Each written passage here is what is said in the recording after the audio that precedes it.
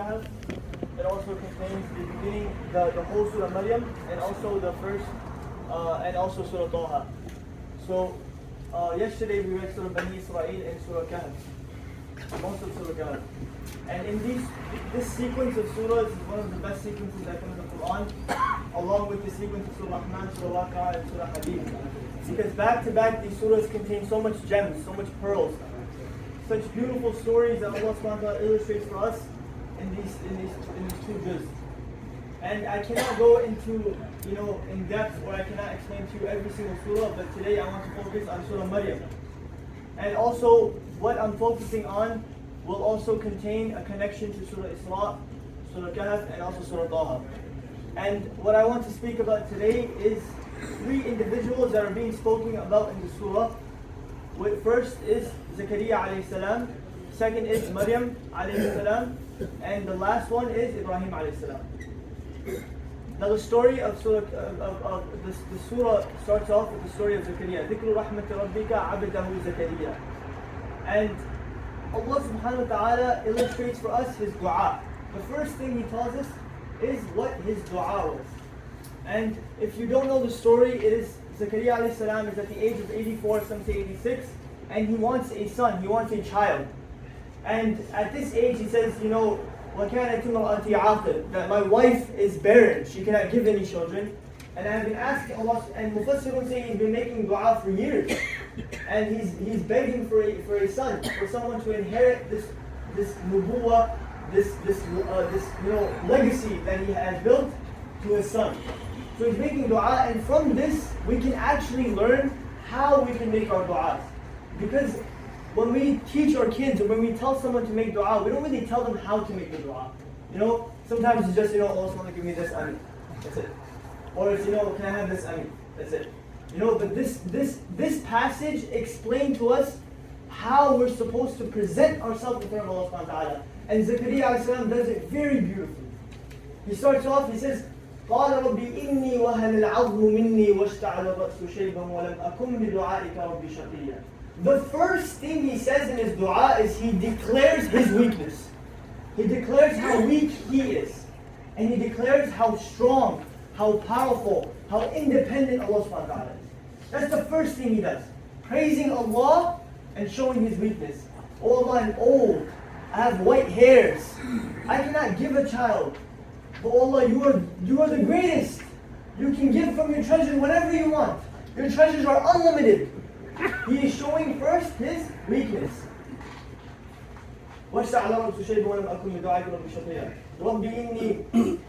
Then he asks, after that, he asks Allah his reason. He explains to Allah his reason. So that his son, the reason why he's making dua is so that his son can inherit nubuwah. That's the second thing you're supposed to do. Weakness, show your weakness to Allah, then explain your reason. فَهَبْ لِي مِن لَدُنْكَ وَلِيًّا. Then you ask Allah subhanahu wa ta'ala for what you want.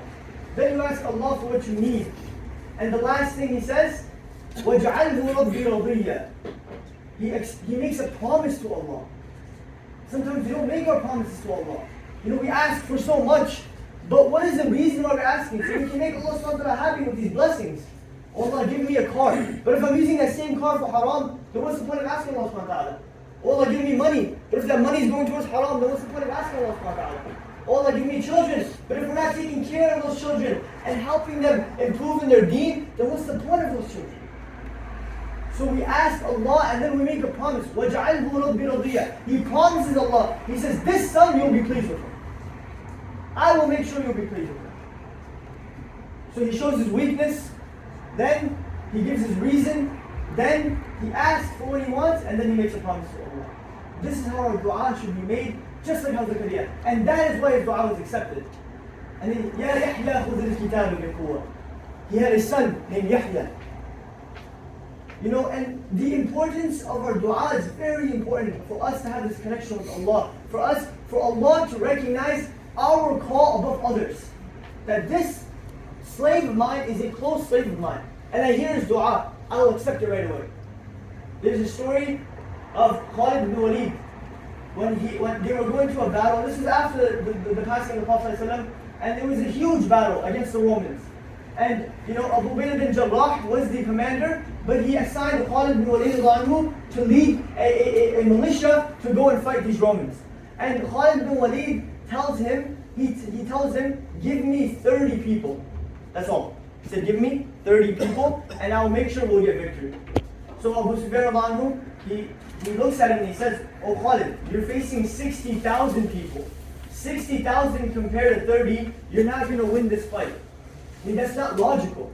So he looks at him and he says, Jabbarun fil Jahiliyyah, Khawwarun fil Islam. He says, you were very, very confident when you were going against the Prophet ﷺ. Now that you're Muslim, you became a coward. I only need 30 people. And then Abu Bakr bin Jarrah convinces him and says, just take 60. I'll give you 60. So he says, okay, I'll take 60. So then Abu Bakr bin Jarrah explains to Khalid bin Walid, he says, who do you want? Who do you want in your militia? Who do you want who you're fighting with, your soldiers? Do you want the best swordsman, the best horse rider, the best hand-to-hand combat, the strongest, the fastest, the best one who can archer? Who do you want? Because you're only taking 60, you have to take the best of the best. So Khalid bin Walid looks at him and he says, أريد رجالا لو أن أحدهم أقسم على الله لأبره. He says, I only want one type of man. Give me 60 of these type and I'll be fine. He says, I want men that if any one of them raise their hands to Allah subhanahu wa ta'ala, Allah will accept their dua before they say Ameen.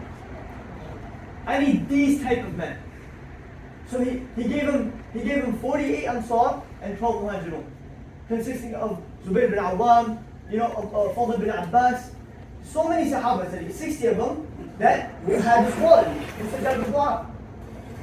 This conversation was happening at Dhuhr time. This conversation was happening at Fajr time, right?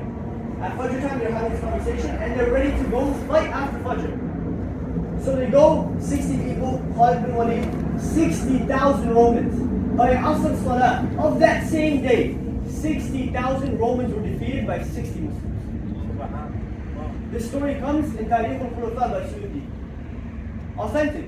One of the greatest victories for the Muslims. Why? Because of the power of their dua. Because of how perfect they used to make their dua. Because of their connection with Allah. You know how you have someone on speed dial? Like someone very powerful or someone very famous? Like, yeah, if I call him, he'll pick up right away. We'll have that conversation. If I call this guy, if I call that guy, he'll pick up right away. Imagine you have Allah on speed dial. The moment you raise your hands, Allah says, I know that is my slave that I love. I'm accepting his prayer right away. This is the lesson we take from the story of Zakaria. Then the next story is the story of Maryam. This story of Maryam, I can't go into depth, but we all know the story of Maryam. She has a child without anyone touching her, without any man in her life. Allah SWT grants her a child. And then she comes back, and the nation that she had started accusing her. لَقَدْ جِئْتِ شَيْئًا فَرِيًّا. You have come with something very... يَا أُخْتَ هَارُونَ مَا كَانَ أَبُوكِ امْرَأَ سَوْءٍ وَمَا كَانَتْ أُمُّكِ بَغِيًّا. Your father was not an immodest man. Your mother was not an immodest woman. What are you coming with? But what did Allah tell her? Do not say a word, let the child speak. قَالَ إِنِّي عَبْدُ اللَّهِ. That little child, Isa a.s. spoke. He said, I am the slave of Allah. آتَانِيَ الْكِتَابَ وَجَعَلَنِي نَبِيًّا. I am a prophet. وَجَعَلَنِي مُبَارَكًا. I have been made blessed. That child is defending the mother. In the history of this world, there were 3 children that spoke, 3 babies. It was Isa a.s. at that moment, the child who spoke to defend Yusuf a.s. When Yusuf was accused of that act, the child spoke and defended him, a small toddler. And the last child was when Fir'aun was throwing a woman into the pits of fire because she was in the religion of Musa. He was throwing her, and her child spoke to her and said, "Oh my mother, do not grieve. You are going to a way better place. You're going to be thrown into the fire. You're going to Jannah." These 3 children spoke. This is the story of the story of Maryam. And the last story is the story of Ibrahim, where the conversation between him and his father. يَا أَبَتِ إِنِّي قَدْ جَاءَنِي مِنَ الْعِلْمِ مَا لَمْ يَأْتِكَ فَاتَّبِعْنِي. Do not follow these idols. He's begging him, "Oh my dear beloved father, do not follow these idols. Do not follow shaitan. لا تعبد الشيطان إن الشيطان كان للرحمن عصيا. يا أبتي إني أخاف أن يمسك عذاب." Oh my father, I fear that you're going to be punished. Don't do this. What did the father say? قال أراغب أنت عن آلهتي يا إبراهيم. I'm going to hit you, I'm going to hurt you, if you keep saying this, leave my house. What did Ibrahim a.s. say? قَالَ سَلَامٌ عَلَيْكَ سَأَسْتَغْفِرُ لَكَ رَبِّي. Peace be upon you, O my father, I will still seek forgiveness for you. And then Allah subhanahu wa ta'ala decreed for him that you can't seek forgiveness for your father. He has died, he has passed away as a mushrik. This is the story of Ibrahim. Now, why does this sequence come? We have to understand how Allah subhanahu wa ta'ala puts things together. The reason why it comes is because, remember in Surah Isra, Allah subhanahu wa ta'ala said, وَقَضَىٰ رَبُّكَ أَلَّا تَعْبُدُوا إِلَّا إِيَّاهُ. He says, وَقَضَىٰ رَبُّكَ أَلَّا تَعْبُدُوا إِلَّا إِيَّاهُ. He speaks about doing shirk with Allah. And following that, what does he bring? The story of Kahf. Those youngsters who didn't do shirk. And then right after that, he says, وَبِالْوَالِدَيْنِ إِحْسَانًا. Do good to your parents. He brings 3 stories that define doing good to your parents. Yahya a.s. was good to his parents. وَبَرًّا بِوَالِدَيْهِ. He was obedient. Isa a.s. was good to his mother. وَبَرًّا بِوَالِدَتِهِ. And Ibrahim a.s. was so beautiful with his father. قَالَ السَّلَامُ عَلَيْهِ. He spoke about doing good to your parents and brought 3 stories of obedience. That shows the importance of showing obedience to our parents. And what does that have to do with the dua of Zakaria? The biggest way for our du'as to be accepted is if our mother and father are happy with us. If our mother and father are not happy with us, our du'as will never be accepted. That is the first condition of our du'as. And the second thing they have in common, these 3 stories, is seclusion. Seclusion is important. Zakaria a.s. went far. إِذْ نَادَى رَبَّهُ نِدَاءً خَفِيًّا. It was a loud cry of dua in a far place. He secluded himself. Next, Maryam a.s. مَكَانٍ شَرْقِيًّا مَكَانٍ قَصِيًّا. She went to the outskirts of the city. She left the town. She secluded herself. Ibrahim, وَأَعْتَزِلُكُمْ وَمَا تَدْعُونَ مِن دُونِ اللَّهِ وَوَهَبْنَا لَهُ إِسْحَاقَ يَعْقُوبَ. Ibrahim a.s. got Ishaq and Yaqub, the ni'mah of his 2 sons, when he secluded himself. Sometimes we can't seclude ourselves physically because we live in a world where, look around us, fitna everywhere. How can you seclude yourself? But you can seclude yourself mentally. Stay away from the gadgets. Stay away from social media. Stay away from bad environments, bad friends, bad suhbah. That's how we can seclude ourselves.